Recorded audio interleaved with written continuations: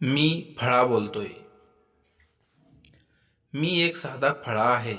शाळेच्या वर्गात विद्यार्थ्यांसमोर आणि शिक्षकांच्या हातात माझे खरे अस्तित्व जिवंत होते.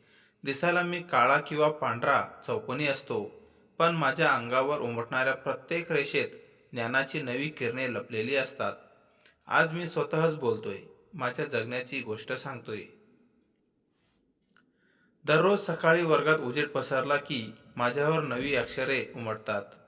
शिक्षक जे शिकवतात ते मी शांतपणे झेलतो आणि विद्यार्थ्यांपर्यंत पोहोचवतो.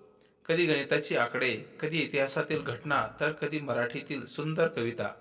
या सगळ्यांचे मीच माध्यम बनतो. माझ्यावर लिहिलेला प्रत्येक शब्द एखाद्याच्या जीवनात बदल घडवू शकतो, याचा मला अभिमान वाटतो.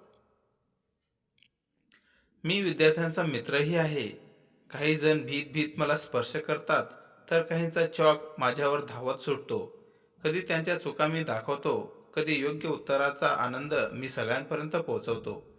चुकीचे पुसून टाकणे आणि पुन्हा नवीन लिहिणे हा माझा स्वभावच आहे.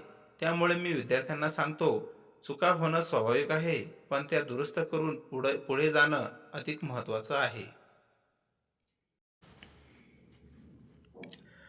तंत्रज्ञानाच्या या युगात स्मार्टबोर्ड आले, प्रोजेक्टर आले, पण तरीही माझं अस्तित्व कमी झालं नाही. आजही असंख्य शाळांमध्ये मीच शिक्षकांच्या हातातील सर्वात जवळचा साधन आहे. माझ्यावर लिहिण्यासाठी ना वीज लागते ना इंटरनेट. फक्त ज्ञानाची इच्छा असली तर मी तत्पर असतो. माझ्यावर कधी मोठमोठ्या आकड्यांचे गणित कोरले जाते, कधी भूगोलातील नकाशे रेखाटले जातात, तर कधी विज्ञानाचे प्रयोग उलगडले जातात. या सर्वातून मी शिकतो की शिक्षण म्हणजे फक्त पुस्तकातील अक्षरे नव्हेत, तर अनुभवांची माळ आहे. त्या माळ्याची प्रत्येक मणी मी माझ्या काळ्या पांढऱ्या पृष्ठभागावर जपून ठेवतो. संध्याकाळ झाली की मला पुन्हा स्वच्छ करून शांततेत ठेवतात.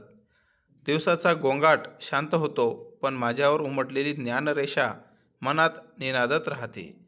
दुसऱ्या दिवशी पुन्हा नव्या उत्साहाने मी विद्यार्थ्यांची वाट पाहतो. मी फळा आहे, शांत, साधा, पण शिक्षणाचा पाया मजबूत करणारा. माझ्यावर उमटणाऱ्या प्रत्येक चॉकरेषेत भविष्य लिहिले जाते. विद्यार्थ्यांच्या प्रगतीत माझा छोटा का होईना, पण महत्त्वाचा वाटा आहे, याचा मला नेहमीच अभिमान वाटतो.